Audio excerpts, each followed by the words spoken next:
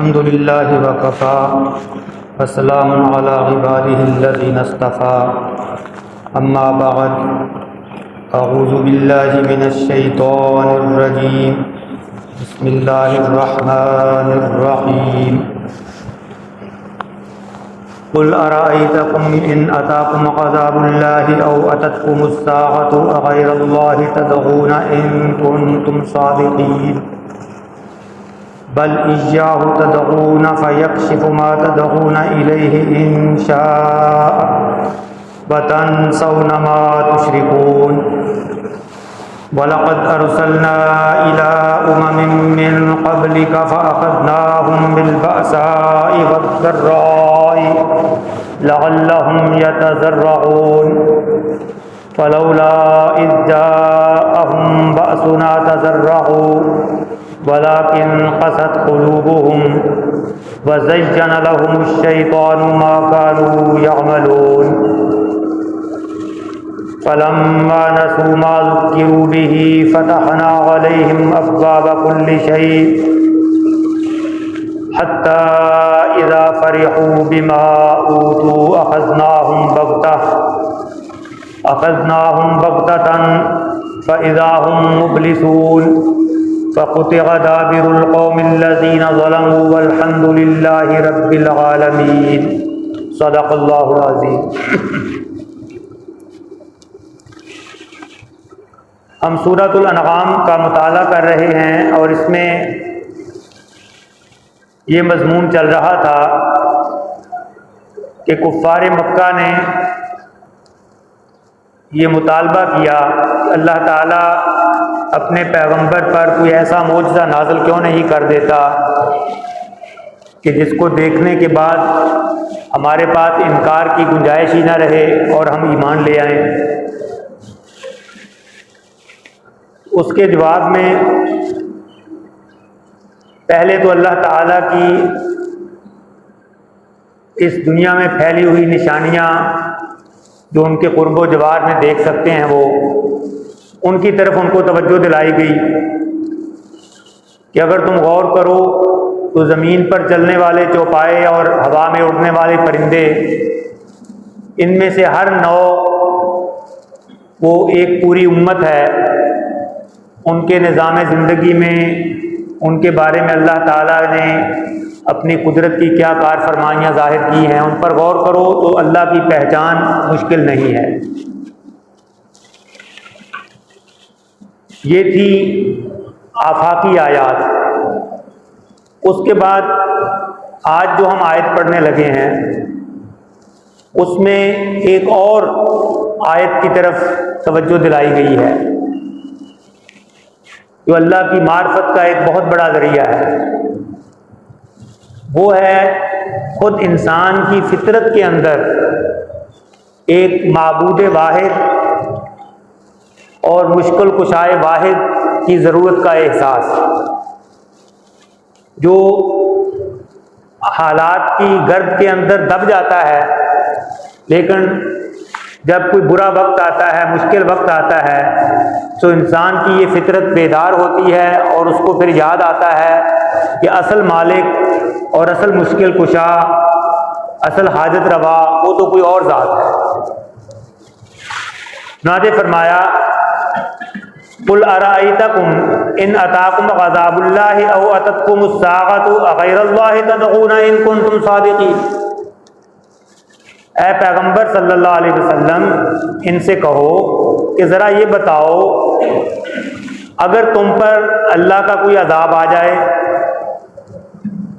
अल्लाह की कोई पकड़ आ जाए किसी भी सूरत में, किसी जिस्मानी बीमारी की सूरत में या किसी और उस्ताद की शक्ल में कोई आफत आ जाए, या ये कि तुम पर वो घड़ी आ जाए अस्सा, वो घड़ी से मुराद इंफरादी दर्जे में किसी शख्स की मौत है। हर आदमी के लिए उसकी अपनी मौत वो एक क़यामत है, या पूरी दुनिया की मौत यानी क़यामत जिसको आप कहते हैं वो आ जाए। ऐसी कोई सूरत पैदा हो जाए कि तुम पर अल्लाह की पकड़ आए, या वो ख़ास घड़ी जो तुम्हारे लिए क़यामत की घड़ी है वो आ जाए, तो फिर बताओ क्या तुम अल्लाह के सिवा किसी को पुकारा करते हो? अगर तुम अपनी बात में सच्चे हो कि अल्लाह के सिवा और भी माबूद हैं, अल्लाह के और भी शरीक हैं जिनको कोई इख्तियार हासिल है, तो खुद ही बताओ कि जब कोई ऐसा मुश्किल वक्त आता है तो फिर किसको पुकारते हो तुम? क्या अल्लाह के सिवा दूसरे माबूदों को पुकारा करते हो? इसका आगे खुद ही जवाब भी दे दिया, बल इय्याहु तदऊना, बल्कि तुम उसी अकेले खुदा को ही पुकारते हो ऐसी हालत में। फयक्शिफु मा तदऊना इलैहि इंशाअ, बस अल्लाह ताला जिस चीज के लिए तुम उसको पुकार रहे हो, जिस मुश्किल घड़ी में पुकारा है तुमने, वो उसको खोल देता है अगर चाहता है। अगर उसकी मशीयत होती है कि तुम्हारी ये मुश्किल दूर कर दी जाए तो वो दूर कर देता है। वतनसौना मा तुशरिकून, और जिनको तुम अल्लाह का शरीक ठहराया करते हो उनको तुम ऐसी घड़ी में भूल जाते हो, वो तुम्हें उस वक्त याद नहीं आते। ये इंसान की फितरत है कि मुसीबत के अंदर, परेशानी के अंदर, जब वो एक खास हद से बढ़ जाए, जब असबाब साथ देते नजर ना आए, हर तरफ मायूसी हो, तो फिर इंसान के अंदर की वो दबी हुई फितरत वो जाग उठती है कि हाँ, असल काम करने वाला, असल मसले को हल करने वाला तो अल्लाह है, उसी को पुकारें। जब किसी बीमारी में तबीब और मुआलिज मायूसी की बातें करने लग जाते हैं तो फिर जाके लोग ऐसी बातें करते हैं, कोई सदका खैरात करें जी, किसी से कोई दम दरूद कराएं, फिर अल्लाह की तरफ ध्यान जाता है। और ये बड़ी बदबख्ती की बात है कि अगर इस मायूसी की हालत में भी अगर किसी का अल्लाह की तरफ ध्यान ना जाए, फिर भी वो अगर गैर अल्लाह की तरफ ही जाए, तो ये तो गुमराही की आखिरी इंतहा है। कुरान मजीद में इंसान की इस फितरत, इंसान की अपनी फितरत के अंदर अल्लाह ने जो अपनी पहचान और अपनी मार्फत डाली है, जो मुश्किल घड़ी में खुलकर निखर कर सामने आ जाती है, उसका कई मौके पर जिक्र किया है। फ़इज़ा रक़िबू फ़िल फ़ुल्कि दअवुल्लाह मुख़लिसीना लहुद्दीन, फिर जब वो कश्ती में सवार होते हैं तो फिर अकेले अल्लाह को ही खालिस करके पुकारते हैं। वइज़ा मस्सकुमुद्दुर्रु फ़िल बहरि ज़ल्ला मन तदऊना इल्ला इय्याह, और जब समुद्र के अंदर तुम होते हो, समुद्री सफर पर, और तुम्हें कोई मुसीबत आ पहुंचती है, कोई तूफान घेर लेता है, कश्ती डगमगाने लगती है, डूबने के करीब आ जाते हो, ज़ल्ला मन तदऊना इल्ला इय्याह, तो वो सारे माबूद जिनको तुम पुकारा करते हो वो तुम्हारे जहन से ओझल हो जाते हैं, गुम हो जाते हैं, सिवाय अल्लाह की जात के। फलम्मा नज्जाकुम इलल बर्रि अगरज़तुम, फिर जब वो तुम्हें नजात देकर खुशी की तरफ ले आता है दोबारा, तो फिर तुम एराज करने लग जाते हो, फिर भूल जाते हो कि उस मुश्किल घड़ी में किसने बचाया था। तो ये इंसान के फितरत की जो अंदर की आवाज है, ये बहुत से लोगों की हिदायत का जरिया भी बन जाती है। इक्रमा रजी अल्लाह अन्हु, जो अबू जहल के बेटे थे, उनकी हिदायत का सबब यही फितरत की आवाज बनी। उन्होंने मुसलमानों के खिलाफ जंगों में हिस्सा लिया, जंगे ओहद में कुफार की तरफ से आए थे वो। फतह मक्का के मौका पर जब आम मुआफ़ी का ऐलान कर दिया गया और बहुत से लोगों ने इस्लाम कबूल कर लिया, उस वक्त भी उन्होंने फरार की राह इख्तियार की। वो मक्का से भागे, जद्दा की बंदरगाह पे आकर किसी कश्ती में सवार हुए हबश जाने के लिए कि ये ज़मीन अब रहने के काबिल नहीं रही, यहाँ तो मोहम्मद सल्लल्लाहु अलैहि वसल्लम को गलबा हासिल हो गया है, उनका कब्जा हो गया है। वो कश्ती उस समुंदर के अंदर किसी तूफान में घिर गई। इब्तिदा में उस कश्ती के मुसाफिरों ने अपने अपने तौर पर सबको पुकारा, जो भी उनके झूठे माबूद थे। लेकिन बचने की कोई सूरत नजर नहीं आती थी। फिर उस कश्ती के मल्लाहों ने सबको कहा कि यहां से तो अब अल्लाह ही बचाए तो बचाए, उस अल्लाह को पुकारो, वो ही बचा सकता है और कोई नहीं यहां अब बचा सकता हमें। तब इकरमा की सोई हुई फितरत बेदार हुई कि अगर इस मुश्किल घड़ी में पानी के अंदर हम गिरे हुए हैं, अगर यहां अल्लाह कारसाज है तो फिर खुशकी में भी अल्लाह ही कारसाज है। यही बात तो मोहम्मद सल्लल्लाहु अलैहि वसल्लम इतने अरसे से हमें समझा रहे हैं और हम मान नहीं रहे। और वहीं उन्होंने अहद कर लिया कि अगर इस तूफान से मैं बच गया तो मैं सीधा वापस जाऊंगा और इस्लाम कबूल कर लूंगा। चुनांचे उन्होंने इसी तरीके से उनको अल्लाह ने निजात दी और वो वापस आए और मुसलमान हो गए और बाद में फिर इस्लामी जिहाद में उन्होंने हिस्सा लिया। उनकी बड़ी खिदमात हैं। ये तो पुरानी बात थी। माजी करीब का एक वाकया जो नज़र से गुजरा कि एक दाहरिये वो होते हैं जो खुदा के वजूद के मुनकर होते हैं, वो बीमार पड़ गए। एक तो मुशरिकीन हैं कि जो अल्लाह को भी मानते हैं और उसके साथ औरों को भी शरीक ठहराते हैं, और मुल्हिद और दाहरिये जो आज के दौर में पाए जाते हैं, जिनको एथियस्ट भी कहते हैं, ये वो हैं जो किसी माफौकुल फितरत हस्ती के वजूद का ही इनकार करते हैं कि कोई है ही नहीं दुनिया में। ये शिर्क से भी अगले दर्जे की चीज है। तो उसने अपने घर के अंदर कमरे में लिखकर लगाया हुआ था, गॉड इज नोवेयर, खुदा कहीं नहीं है दुनिया में। इस कायनात में खुदा नाम की कोई चीज नहीं पाई जाती। God is nowhere. इत्तेफाक की बात कि वो बीमार हो गया और सख्त तकलीफ में मुब्तला हुआ, इलाज से इफाका नहीं हो रहा था। उस मायूसी की हालत में किसी आए हुए बच्चे ने या अपने घर के बच्चे ने उस जुमले को बदलकर यूं पढ़ दिया, नो वेयर, जो वेयर का डब्ल्यू है उसको नो के साथ मिला दिया। गॉड इज नाउ हेयर, खुदा इस वक्त यहां है। जो अंग्रेजी जानते हैं वो समझ जाएंगे कि नो वेयर में डब्ल्यू को नो के साथ मिला दें तो फिक्रा बन जाता है गॉड इज नाउ हेयर, खुदा इस वक्त यहां मौजूद है। तो उसकी आंखें खुल गई। ये जो मुझे किसी चीज से फाका नहीं हो रहा और ये जो मुझे तकलीफ है और असबाब नाकाम हो रहे हैं, तो वाकई कोई हस्ती है और ये चीज उसके कबूल इस्लाम का जरिया बन गई। तो इंसान की फितरत के अंदर अल्लाह की निशानियां मौजूद हैं। फफी अनफुसिकुम अफला तुबसिरून, तुम देखते नहीं हो, तुम्हारे वजूद के अंदर, तुम्हारी फितरत के अंदर, तुम्हारी सरिश्त में अल्लाह ने अपनी मार्फत की निशानियां रखी हुई हैं। जिनके ऊपर गर्दो गुबार पड़ जाता है वो दब जाती हैं और हालात तुम्हें गलत तरफ को ले जाते हैं।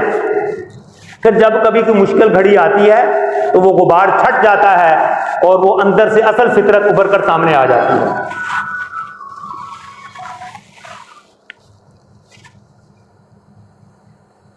इसके बाद पहले आफाकी आयात बयान की और फिर इंसान की फितरत के अंदर की निशानी की तरफ तवज्जो दिलाई। अब एक तारीखी हवाले का जिक्र आ रहा है,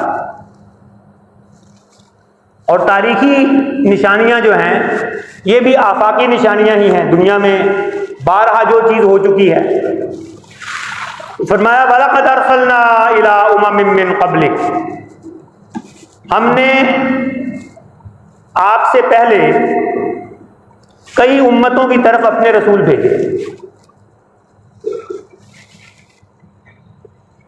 वइम मिन उम्मतिन इल्ला खला फीहा नज़ीर, कोई उम्मत ऐसी नहीं गुजरी जिसके अंदर कोई डराने वाला अल्लाह की तरफ से ना आया। हम उन सब को नहीं जानते, उन सब का जिक्र कुरान पाक में नहीं आया। नबी अकरम सल्लल्लाहु अलैहि वसल्लम को भी उन सब के बारे में नहीं बताया गया, उनके हम नाम सब के मालूम नहीं हमें। लेकिन कुरान खुद कहता है कि हमने आपसे पहले ऐसे रसूल भेजे जिनमें से कुछ का जिक्र हमने कर दिया है, कुछ का नहीं किया। तो बहुत सी उम्मतें गुजर चुकी। उम्मत किसी एक दौर के रहने वाले लोगों को भी कहा जाता है और किसी एक इलाके के रहने वाले लोगों को भी कहा जाता है। आपसे पहले जो उम्मतें गुजरी उनके अंदर हमने रसूल भेजे। फ़अख़ज़नाहुम बिलबअसाइ वज़्ज़र्राइ लअल्लहुम यतज़र्रऊन, फिर हमने उनको पकड़ा सख्ती में और तकलीफ में, उनको मुख्तलिफ किस्म की तंगी और सख्ती के साथ और तकलीफ के साथ पकड़ा। ये करीबुल माना अल्फाज हैं दोनों, बासा और जर्रा। बासा में ज्यादा इशारा माली और माशी तंगी की तरफ है और जर्रा में ज्यादातर मफहूम जो है वो जिस्मानी बीमारी का और जिस्मानी तकलीफ का है कि मुख्तलिफ तरीकों से हमने उनको आलाम व मसाइब में गिरफ्तार किया। इसलिए लअल्लहुम यतज़र्रऊन, ताकि वो आजिज़ी इख्तियार करें, गिड़गिड़ाएं, हमारे आगे झुक जाएं। यहां से दुनिया में आने वाली मुसीबतें जो हैं उनकी वजह और उनकी इल्लत समझ में आती है कि ये महज इत्तेफाकी हादिसात नहीं होते, इनके पीछे अल्लाह ताला की एक हिकमत होती है कि इंसान को अल्लाह ताला संभलने की मोहलत देना चाहता है, इंसान को झंझोड़ता है कि वो किसी तकलीफ में गिरफ्तार होकर अपने आप को संभाल ले, अपनी गलतियों की तरफ नजर डाले और अपनी इस्लाह कर ले। लेकिन लोग इसको, इनका रिश्ता असबाब में ढूंढते हैं कि इस वजह से ऐसा हो गया, आइंदा ये नहीं करेंगे तो ऐसा नहीं होगा, और अल्लाह की तरफ उनका ध्यान नहीं जाता। लेकिन कुरान पाक वाज़े तौर पर कह रहा है कि हमने उनको पकड़ा इसलिए कि वो तजर्रो इख्तियार करें, वो गिड़गिड़ाएं, हमारे आगे झुक जाएं। फलौला इज़ जाअहुम बअसुना तज़र्रऊ, फिर ऐसा क्यों ना हुआ कि जब उन पर हमारी पकड़ आई तो वो गिड़गिड़ाते, आजिज़ी इख्तियार करते। ऐसा ना हुआ। ये उनकी बदकिस्मती है, उनकी बदबख्ती है कि उनको संभलने की मोहलत दी गई, लेकिन उन्होंने उसको नजरअंदाज किया, इग्नोर किया, उसकी और ही तौजीहात करते रहे। वलाकिन क़सत क़ुलूबुहुम, बल्कि उनके दिल सख्त हो गए। इसकी बजाय कि वो दिल नरम पड़ते, अल्लाह की तरफ झुकते, वो और सख्त हो गए और नाफरमानी की तरफ माइल हो गए। ये उनके अपने तर्ज अमल का नतीजा था कि उन्होंने अल्लाह की तरफ से एक वार्निंग आई, उस पर कान नहीं धरे, तो उसकी सजा में अल्लाह ने उनके दिल और सख्त कर दिए। यहां तो ये अल्फाज हैं कि उनके दिल सख्त हो गए। बाद मौके में इसको अल्लाह ने अपनी तरफ भी निस्बत किया है, मन अगफलना क़ल्बहु अन ज़िक्रिना, कि जिनके दिल को हमने अपनी याद से गाफिल कर दिया।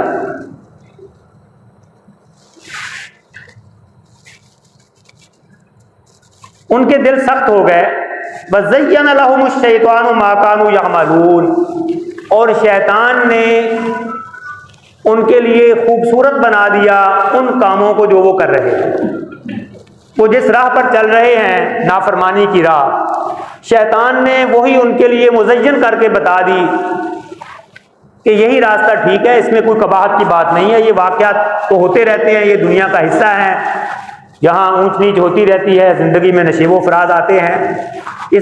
ये खामखा अल्लाह के जो नबी हैं या उनके जानशीन हैं वो ऐसी बातें कहते ही रहते हैं कि अल्लाह की तरफ से पकड़ है। ये कोई पकड़ पकड़ नहीं है, जो तुम कर रहे हो बिल्कुल ठीक है। शैतान ने उनके कामों को उनके लिए अच्छा बना के पेश कर दिया। वज़ुय्यिन लहुमुश शैतानु मा कानू यअमलून, वज़ुय्यिन लहुम अअमालहुम, उनके लिए उनके आमाल खूबसूरत बना दिए गए। और यहाँ ये है कि शैतान ने उनके आमाल उनके लिए खुशनुमा बना दिए कि वो अपनी उसी डगर पर मुतमईन रहे। फलम्मा नसू मा ज़ुक्किरू बिही, फिर जब उन्होंने भुला दिया जो उनको नसीहत की गई थी, उस मुसीबत के ज़रिए से उनको नसीहत करने की कोशिश की अल्लाह ने, अल्लाह की तरफ से एक नसीहत का सामान किया गया कि उस मुसीबत की वजह से वो अल्लाह की तरफ रजू कर दे, लेकिन उन्होंने उसको भुला दिया। जब उन्होंने ऐसा किया कि अल्लाह की तरफ से आने वाली इस वार्निंग को नज़रअंदाज कर दिया, तो अल्लाह ताला ने क्या किया, फतहना अलैहिम अब्वाब कुल्ली शै, हमने उन पर हर चीज़ के दरवाजे खोल दिए, उनको खुली छुट्टी दे दी, ढील दे दी। हत्ता इज़ा फरिहू बिमा ऊतू, यहाँ तक कि वो खूब खुश हो गए, सरमस्त हो गए उन चीज़ों में जो उनको दी गई, अल्लाह की दी हुई नेमतों के अंदर खूब मस्त हो गए और ज़्यादा गफलत में पड़ गए। अखज़नाहुम बग़ततन, जब ऐसा हुआ कि अल्लाह ने उनको खूब ढील दे दी तो हमने उनको अचानक पकड़ लिया। फ़इज़ा हुम मुब्लिसून, तो फिर वो बिल्कुल मायूस होकर रह गए।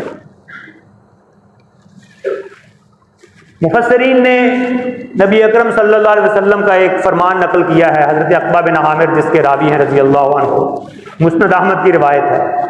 इसका मफ़हूम है कि अगर तुम किसी शख्स को देखो कि वो अल्लाह का नाफरमान है, गुनाह की राह पे चल रहा है, लेकिन उस पर अल्लाह के बड़े इनाम हैं, बहुत खुशहाल है, हर तरह की नेमतें मयस्सर हैं, तो ये समझ लेना कि ये अल्लाह की तरफ से इस्तिदराज है, मोहलत है उसके लिए, ये अल्लाह का पसंदीदा नहीं है। अल्लाह का महबूब और पसंदीदा होना, उसका फैसला उसके आमाल की बुनियाद पर होता है कि उसकी ज़िंदगी के आमाल वो वाकई अल्लाह को खुश करने वाले हैं या नहीं। उसकी खुशहाली या बदहाली से इसका फैसला नहीं होता। ऐसे शख्स को देखो तो ये जान लो कि वो अल्लाह ताला के इस्तिदराज की गिरफ्त में है, कि अल्लाह ने उसको अब ढील दे दी है और अल्लाह उसको अचानक पकड़ लेगा। तो ऐसे लोगों का ये हाल होता है कि जब वो भुला देते हैं अल्लाह की हुई नसीहत को, तो फिर अल्लाह अचानक उनको पकड़ता है और फिर वो मायूस हो के रह जाते हैं। फ़क़ुतिअ दाबिरुल क़ौमिल्लज़ीना ज़लमू, और जालिम लोगों की जड़ काट के रख दी जाती है। और अल्हम्दुलिल्लाहि रब्बिल आलमीन, हम्द अल्लाह ही के लिए है जो रब्बुल आलमीन। आम जिंदगी में अक्सर मुलाजिम लोग जो हैं वो इस बात को जानते हैं कि जब कोई मुलाजिम कोताही करता है तो इसको शोकाज नोटिस दिया जाता है, पहला शोकाज, दूसरा, तीसरा। जब वो सारी चीज़ों को नज़रअंदाज करता जाता है, वो अपनी उसी डगर पे चलता रहता है, तो आखिर में उसको टर्मिनेट कर दिया जाता है। यही अल्लाह का दस्तूर है कि वो लोगों को वार्निंग्स इशू करता है छोटी छोटी तकलीफ़ों की सूरत में, कि ये संभल जाएं, अपने अमाल पर नज़र डालें, अपनी इस्लाह कर लें। जब वो ऐसा नहीं करते तो अल्लाह उनको फिर ढील दे देता है और फिर उनका आखिरी टर्मिनेशन का हुक्म आ जाता है, उनको दुनिया से ख़त्म कर दिया जाता है, वो एक बड़े अज़ाब की गिरफ्त में आ जाते हैं। इस पर इंशाअल्लाह आइंदा भी गुफ्तगू जारी रहेगी।